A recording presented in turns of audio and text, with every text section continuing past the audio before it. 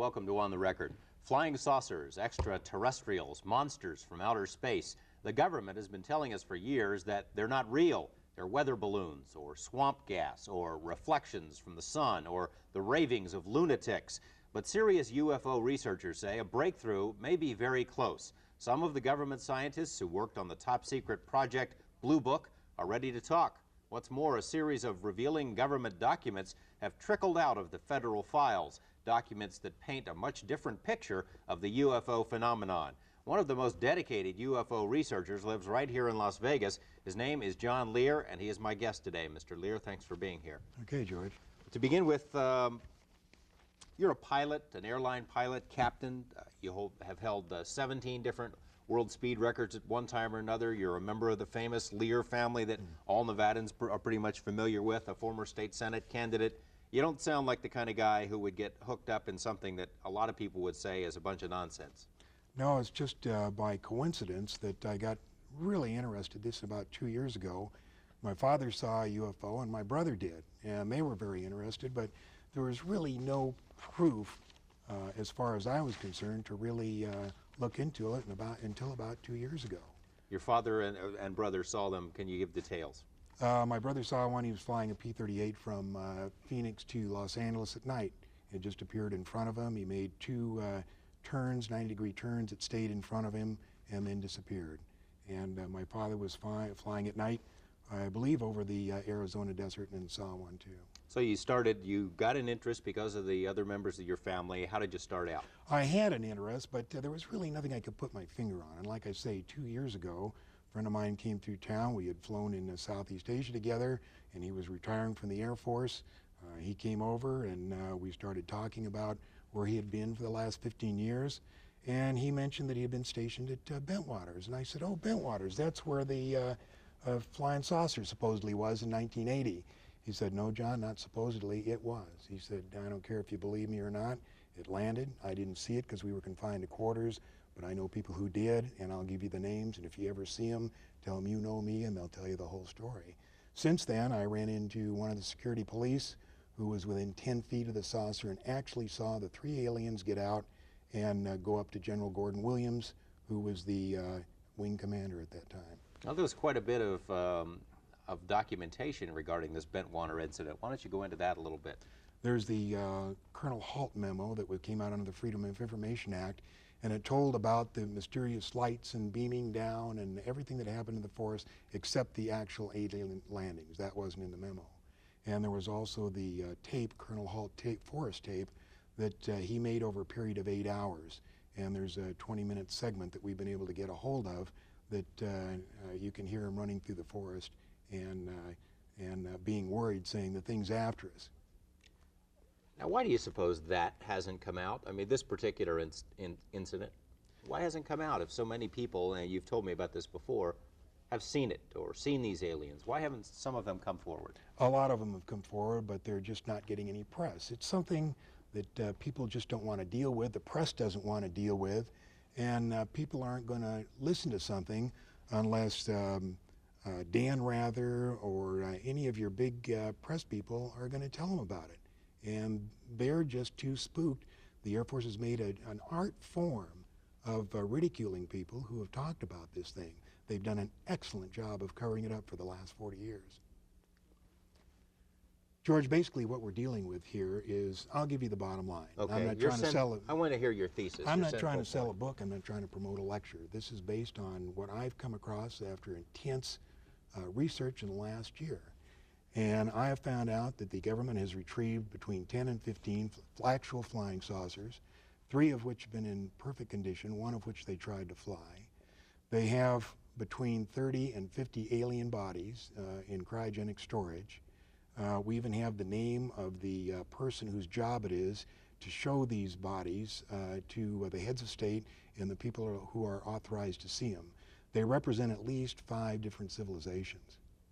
I can't imagine a Dan Rather or a Tom Brokaw, if that were to come to their attention, a story of that magnitude, that they wouldn't do something with it.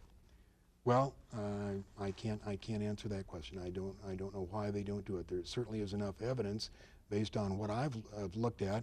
For instance, the Linda Moulton Howe documentary in Denver for the CBS affiliate there called A Strange Harvest. Since 1975 to 1980, when she made the documentary, there's at least 9,000 cattle mutilations. Now, the government said that the mutilations were normal. Your desert predator did these, but they weren't. The mutilations, I think we have a picture of these somewhere. Maybe we can see that as you're talking. Well, that's the next picture.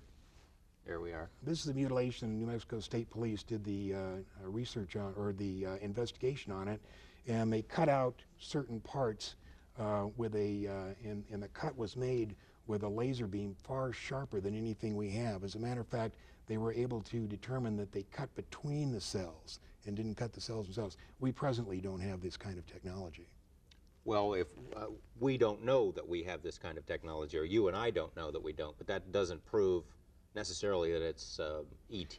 No, except that there's usually a visual sighting of a flying saucer or a light, a strange light at each one of these sightings. Okay, you mentioned the saucers and the bodies. Now, what kind of proof do you have that is true? How do you know that? Well, let me take a look. Let me read to you first what the Air Force says about the bodies. First of all, I'm going to read from the Introductory Space Science, Volume 2, Department of Physics, United States Air Force. This is Chapter 13, Unidentified Flying Objects. Now, this is what the Air Force has the students at the Air Force Academy read. And it says, the most commonly described alien is about 3.5 feet tall, has a round head, arms reaching to or below his knees, and is wearing a silvery spacesuit or coveralls. Other aliens appear to be essentially the same as Earthmen, while still others have particularly wide wrap-around eyes and mouths with very thin lips. And there is a rare group reported to be about 4 feet tall, weight of around 35 pounds, and covered with thick hair for clothing. Members of this last group are described as being extremely strong. Now, I'm not making this up. This is an Air Force. You can pick out an Air Force physics book and read this stuff. And at the end of the chapter, they go on to say, this leads us to believe in the unpleasant possibility of alien visitors to our planet, or at least of alien-controlled UFOs. Now, the picture that we have of the big head that the Air Force describes.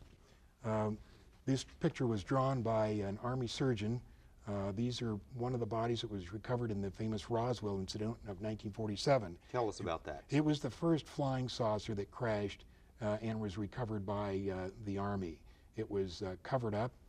There has been several books about it. They recovered 4 beings, and one of the surgeons that was responsible for the autopsy drew that picture and came up with some of these interesting things in the autopsy. I'll just read a couple. 3.5 to 4.5 feet tall, 2 round eyes without pupils, no earlobes, nose is vague, neck described as being thin, arms is described long and thin, reaching down to the knee section. You can see that there's a webbed portion in the hands, no teeth, no apparent reproductive organs. Brain capacity unknown, colorless liquid prevalent in the body without red cells, no lymphocytes. And there's more in that particular report. This is an autopsy report. Now, you said the government goes to great lengths, the Air Force in particular, to discredit this kind of stuff. Where did this come from? How did you get this? That came that came from the private collection of Leonard Stringfield, who was one of the premier researchers. He worked for the Air Force in the early 50s in a secret project reporting UFOs. Then as a civilian, he continued his private research, and this is out of his collection. Why does the government want to hide this? Why doesn't the Air Force just come forward? Why doesn't, why don't they level with us if this is all true? Well, there's not really much they could say based on what I've been able to find out. George, they're really, what could they say about it? They've been researching it for many, many years, and based on my information, let's say that the president decided to make an announcement. This is, if he made it today, this is what I think that he would say. My fellow Americans, I come to you before you tonight with an announcement of great importance. Despite all our denials, flying saucers do in fact exist. Where they come from, we do not know. Who is in them, we do not know. Where they are from, we do not know, nor do we know how they got here or what they want. We are unable to duplicate any of the metals found on the several craft we have recovered, nor are we able to figure out how they are propelled. We have hidden these facts from you over the past 40 years in hopes that we could give you more answers. Unfortunately, we are no closer to answers today than we were 40 years ago. God bless you all. In other words, you find it highly unlikely that the president would ever make a statement, anything like that. No, it's just, it's too big. It's the problem is not only just the fact that there are five and as many as 10 different civilizations visiting us. Apparently, and this is from the research that I've done, at least 90% of them are hostile. And when I say hostile, if not hostile, they have a completely different set of morals than we do. Okay, I'll tell you what, we're going to come back to the president and aliens because there have been some statements made by presidents, including President Reagan. We'll be right back.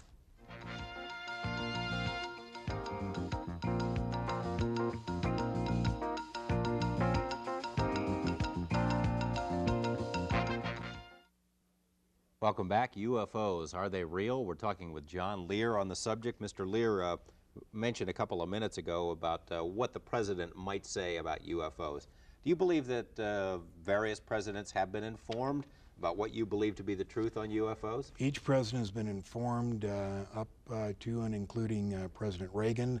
I'm not sure to the extent they are informed. Privately, I don't believe they are giving the full briefing.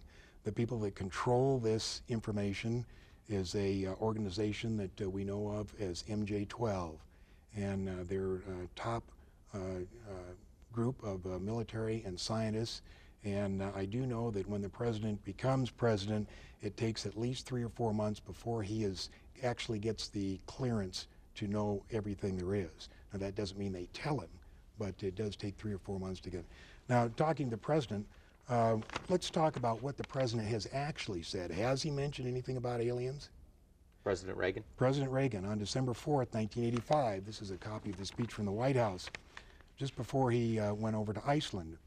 He says, I couldn't but one point in our discussions privately with Secretary General Gorbachev, when you stop to think that we're all God's children, wherever we may live in this world, I couldn't help but say to him, just think how easy his task and mine might be in these meetings that we held if suddenly there was a threat to this world from some other species, from another planet outside in the universe. We'd forget all our local differences that we have between our countries, and we would find out once and for all that we really are all human beings here on this earth together. Now, he couldn't be just making a supposition for purpose of making a point? You're saying he's trying to tell us something? Well, here, 1 week ago at the 42nd General Assembly in front of the UN, September 21st, he says, in our obsession with the antagonism of the moment, we often forget how much unites all the members of humanity. Perhaps we need some outside, universal threat to make us recognize this common bond. I occasionally think how quickly our differences worldwide would vanish if we were facing an alien threat from outside this world. And yet I ask you, is not an alien force not already among us? Now, this is right out of a White House speech. I'm not making this up. What did he mean by this alien force? I mean, does it say? Does he go on to say something? Yeah, he says, what could be more alien to the universal aspirations of our people than war and the threat of war? I see. But the point is, why would he even bring up aliens? I mean, it's pretty far out for the President of the United States to be mentioned threats from outer space. Okay, what about President Carter? President Carter, we have the quote from Carter when he was during his election campaign, if I become president, I'll make every piece of information this country has about UFO sightings available to the public and the scientists. I am convinced that UFOs exist because I have seen one. Jimmy Carter says he saw one. That's Jimmy Carter. He saw one in So, 1973. but he didn't tell us, did he? He doesn't. The pressure is enormous on these people to cover this stuff up. How can that be? Are they afraid of a panic? That people would panic? There's the panic problem, and there's also the problem that, in fact, in Cro-Magnon man, there may have been some tinkering to make us what we are today.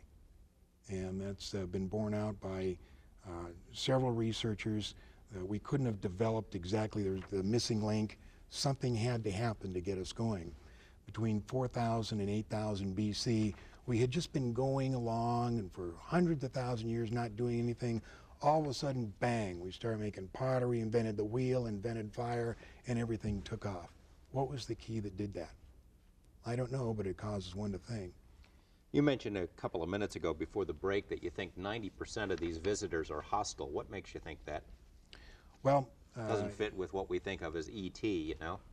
If you read several of these books that are on the newsstands, one is called Intruders, one is called Communion. They apparently come down, and when I say apparently, this is taken from 300 hypnosis cases. A friend of mine has done 140 of them. And the people are abducted, they're taken up into a saucer, usually lasts about an hour. They do all kinds of experiments. They give them shots, they poke them, they cut them, they do all kinds of things, then wipe out their memory and send them back. Only after several months of some psychological problems do they end up going to a psychiatrist. And the psychiatrist, on trying to find out what the problem is, in the use of hypnosis, finds out that this person has been abducted. What's the reason for that? What are they trying to learn? There's three things that they're trying to do with these abductions. The first thing is they're trying to monitor us. It started in the early 40s, and they'd put a little unit, very small BB-type object, way up in the backside of the brain, and they'd leave it there for about 18 years. They'd pick them up and put it in about 4 years old. About 12 years old, they would pick them up and monitor it. Then about 18, they'd take it out. The second thing they did is they put a post-hypnotic suggestion. According to many of the people that have been hypnotized, and we found out what they've told them, apparently within the next 2 to 5 years, there is going to be a big event. Something enormous is going to happen. And these people who have been abducted, and there's probably over 100,000 of them, have been given some place to go and something to do. But under our best hypnotic techniques, we cannot find out what it is. So how do we know that that's true? Because they said they're going to do something. They know that they're going to do something, but under the hypnosis, they can't find out exactly what it is. And the third thing that they do is genetic experiments. They've been crossbreeding. There's a very good book out now called Intruders, written by Bud Hopkins, and it's about a crossbreeding experiment with a girl in Indianapolis. And they actually, the big head, what we call the big head in research, the little 3.5 foot tall with a big head, they crossbreed that with this girl in Indianapolis, and there were 7 children. And just last fall, before the book was published, they brought the oldest and the youngest to show to her, and they let her name all 7. Now, this book has been thoroughly researched by Bud Hopkins, and although it sounds strange, believe me when I tell you, you may not find out in a month, a year, 5 years, or 10 years, but you'll look back at what I'm telling you now, and you'll say to yourself, my gosh, the son of a gun was right. Well, where's this girl now? She's just living on a farm? She lives in Indianapolis. She lives in town. Or just outside of town. She just got married. Bud went to her wedding. We all know who she is. She gets along, just fine. It doesn't mean, just because she was adopted and gave him children doesn't mean it was the end of the world. It was just a part of her life. Why don't we see a lot of photographic evidence, as many cameras and video gear? Why don't we see a lot of that? There are a lot of them. Before you go on, I know the pictures that we showed in the beginning of this program, you say they're baloney, they're phonies. That's right. The pictures you showed at the beginning were called the Myers incident. It's called the visitors from Pleiades. And any ufologist worth his salt knows, and who has researched that case, knows that he cannot back it up with the negatives and the essential information to prove that something like that happened. So we look at that as suspect. So in other words, you run into your share of phonies as well in your research. Absolutely. There's not that many, but there are a few out there. There's so many people that have real stories to tell that we're just so busy with those. For instance, let's take the November 17th Japan Airlines incident. I'll tell you what, we're going to take another break, and we'll do that when we come back. Stay with us.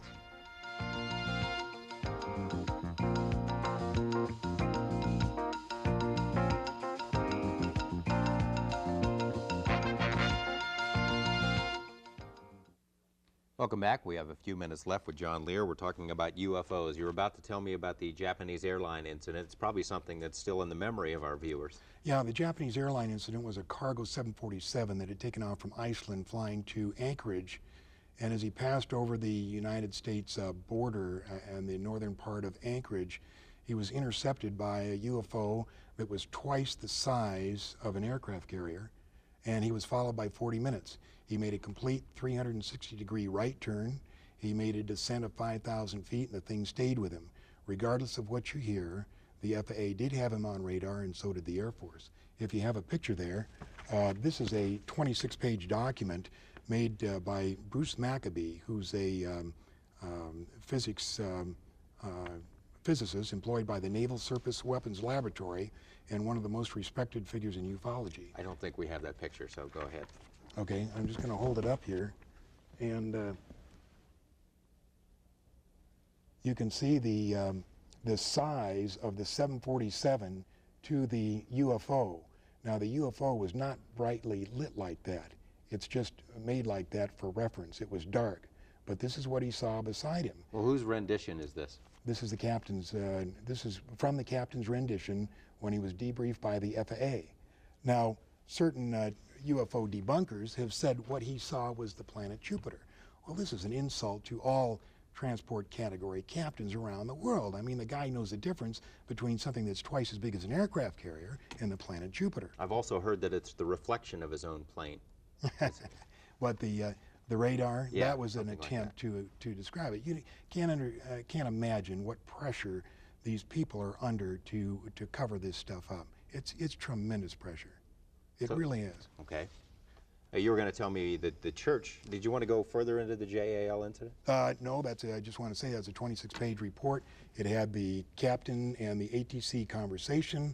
It had the radar plots, and it had the Air Force plots and the FAA radar plots. There was no question about it. You want to tell the thing followed him. The church, what do they think about UFOs? Well, here's a copy from the London Evening News, July 21st, 1987. And it says, "Prepare to meet thine aliens. Vatican theologians have acknowledged that there could be life on other planets. Now they plan to train missionaries capable of working in space and meeting aliens. Jesuit scientists at the Vatican Observatory in Frascati near Rome have reported moving lights and other identified phenomena in the sky. Starting in September, the Vatican University will have a special UFO section." You've said before you thought a lot of their intentions were hostile, and you've mentioned before that a lot of the sightings are around military bases. Why don't we see them here, Las Vegas? We got a lot of military bases here. Well, in fact, there have been a lot of reports of UFOs in and around Las Vegas, not specifically over the Air Force bases. We have the test site, and of course we don't know what's going on there, and we have Nellis Air Force Base, but there have not really been a lot of sightings over there. The main Air Force sightings were in 1975, and the UFOs descended on every Strategic Air Command base guarding the perimeter of the northern United States. And they hovered over the nuclear weapons storage area, and they stayed there with impunity for up to 2 and 3 hours over a period of 3 days. And nobody heard about it? Well, there was a few reports, but you really don't. I have a report 150 pages long of the F-106s that were sent out to chase them, and the helicopters, and notifying the Canadian authorities, and the security patrolmen that were sent down to actually see what was going on, and they'd come up on these things, and they'd say, "I'm not going any further." You think maybe it's a top secret area? If the Air Force actually does have them, maybe they got him here? I'm certain they do. Up at the test site, there's a report that of the 3 that they got in perfectly good condition, at least 1 is up at the test site and has flown, and 1 was being flown as of 1981. By us? By us, yeah. We mentioned at the top of the show that perhaps a breakthrough might be coming, that some of these people from MJ-12 or from the Project Blue Book who are in on the government's research and who saw some of this stuff might be ready to talk. We got about a minute left. Why don't you tell me about that? It's our information that part of MJ-12 wants to release it, part of it doesn't. We're hoping that we can do this, but of course, as researchers, we're not aware of all the ramifications. We just know of what we're looking at. So we would like to see them release it, but we really don't know if they are. Okay, John Lear, it's been very interesting. You keep us posted. Sure will. Thank you. We'll see you next week with more of On the Record.